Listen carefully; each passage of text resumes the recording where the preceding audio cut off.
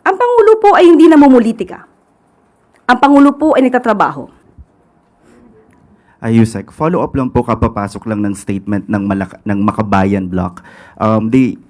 Talking about the response of the administration dito sa nagaganap po ngayon sa Middle East. They say, we also criticize the Marcos administration's response, which has been reduced to being an announcer of possible rollbacks, targeted subsidies, and limited programs, while failing to deliver substantial relief commensurate to the crisis.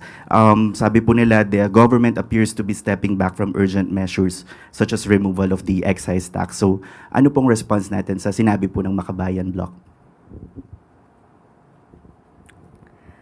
Ang mahirap po kasi sa atin ngayon, puro tayo pintas. Puro tayo puna. Pero parang wala nagagawang solusyon, kundi ang Pangulo lamang, ang administrasyon na ito, ang siyang nag-iisip kung anong pwedeng gawin. Well, of course, meron tayong ibang mga mababatas na nagbibigay ng suwestyon at yan naman po ay tinatanggap ng Pangulo. Pero para sabihin na walang ginagawa para maibsan ang nararamdaman natin dito sa krisis sa Middle East, ito po ay napakalaking kasinungalingan. Kapag hindi nakikita, uulitin ko po ulit, kapag hindi nakikita ang Pangulo, hinahanap, sasabihin may sakit na ospital kung ano-ano. Ngayon nagpapakita at nagbibigay ng ulat sa bayan, pipintasan nyo pa rin. Saan nyo gustong lumugar ang isang Pangulo, na katulad ni Pangulo Marcos Jr.? Hindi naaapektuhan ang Pangulo sa anumang kritisismo na walang basihan. Ang Pangulo po ay patuloy na magtatrabaho para sa taong bayan, hindi para dun lamang sa mga pumupuna ng walang basihan. Sunod na tanong mula kay Rafi Ayeng, Daily Tribune. On another matter, ma'am. Ma'am, kahapon po ay nabuo ang Rage Coalition at pinamumunuan ito ni Davao City Mayor Baste Duterte. May epekto po ba ito sa Administrasyong Marcos? Considering the speech of Baste saying that the opening of the flood control mess is a self-destruction for the President. Self-destruction. Ang pagpapaimbestiga sa maanumalyang flood control projects ay self-destruction para sa Pangulo. Parang kakaiba po yata ang kanyang pananaw. Kaya ba hindi nagpaimbestiga ng malaliman ang nakaraang administrasyon dahil magiging self-destruction sa dating Pangulong Duterte? Hindi po ganyan ang pananaw ng Pangulo. Ang Pangulo po, kahit maapektuhan at matamaan ng kanyang administrasyon, kahit ang kaalyado man niya ay kaibigan niya o kamag-anak niya ay maapektuhan, ipagpapatuloy po ang pag-iimbestiga sa flood control projects. Bakit? Dahil ito po ay pondo ng bayan na dapat i-report sa bayan. Kung mayroon dapat na managot, iyan ang nais ng Pangulo, dapat na managot. Hindi dapat na tinatakpan, hindi kinakailangan na magkaroon ng cover-up. Ma'am, last question.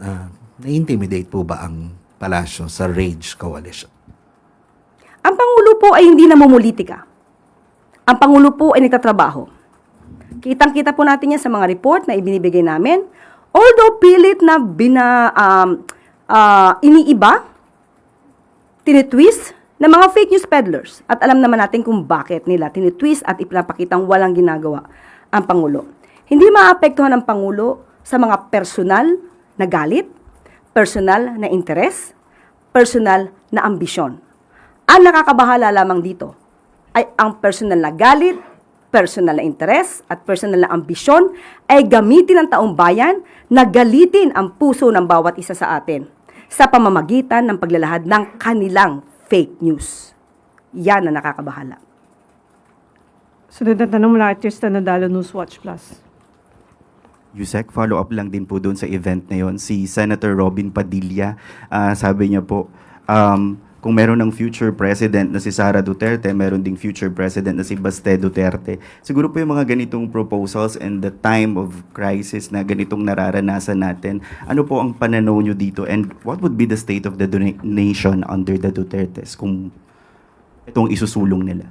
Kung ano man po ang ninanais nila sa gitna ng krisis sa Middle East, Yung maaga nilang pamumulitika, yung maaga nilang pangangampanya, hindi na po yan papansinin ng Pangulo at ng administrasyon na ito. Dahil ang Pangulo po ay tutok na bigyang solusyon ang nararanasan natin dito sa krisis sa Middle East. Kung ano man po ang nais nila at kung ano ang nais nilang ipakita sa taong bayan, ang Pangulo tutok lang sa trabaho, walang bakasyon, walang pamumulitika.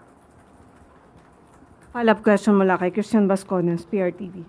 Ma'am, sabi niyo po kanina na imbis na punahin yung mga ginagawa ng Pangulo, why not mag-suggest at magbigay ng rekomendasyon? So if ever man na hindi mamuna yung Duterte camp, if ever na magbigay sila ng suggestion at tulong sa pamahalaan, bukas po ba yung palasyo? Sabi ng Pangulo, nothing is off the table. Kahit saan galing yan.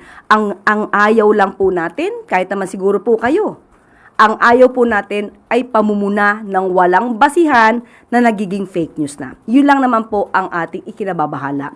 Mabuhay tayo sa mundo ng fake news. Yan po ang dapat nating ingatan. Okay, last question mula kay Ann Soberano, Bombo Radio. Yusek, good afternoon. Isinusulong po sa Kongreso ngayon ang panukalang Kalinga Bill na naglalayong palakasin ang serbisyong panlipunan at proteksyon para sa mga mahihirap at vulnerable sector sa bansa. Ano po ang opisyal na posisyon ng Malacanang hinggil po dito? Nakikita po ba ng palasyo na prioridad itong maipasa sa lalong madaling panahon?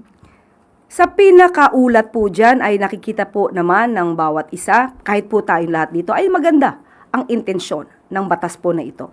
Maaari lamang po siguro sila na magbigay ng talagang yung versions para po mapag-aralan ng ating Pangulo at sabi po natin sa lahat po ng mga maaaring magdulot ng magandang interest, magandang sitwasyon or kondisyon para sa ating mga kababayan na hinaharap, particular sa presyo ng langis. Ayon pa sa Pangulo, dapat mangibabaw ang pakikipagkapwa-tao sa oras ng kagipitan. Ito'y matapos maibalita ang iba't ibang halimbawa ng pananamantala ng iba nating mga kababayan para makapanlinlang at makapanlamang. Buo ang paniniwala ng Pangulo, hindi ganito ang Pilipino. Sa kabila ng pagkadismaya at galit sa mga di magandang asal na ito, nagpaabot ng babala ang Pangulo sa mga nagbabalak gumawa pa ng di magandang gawain gaya ng pagnanakaw at di makatarungang pag-iimbak ng petrolyo. Itigil na ang mga mapagsamantala at mapanglamang na gawain gaya ng fuel hoarding. Mga ospital, mga mangingisda, marine equipment operators at iba pang gumagamit ng generator sets ang may karapatang mag-imbak ng petrolyo para patuloy ang kanilang operasyon.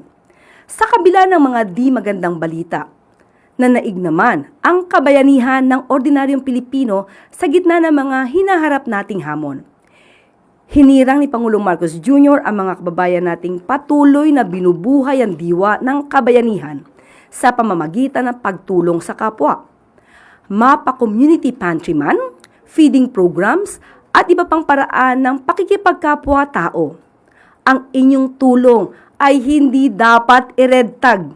Bagkus ay nararapat kayong tingalain at pamarisa ng bawat Pilipino.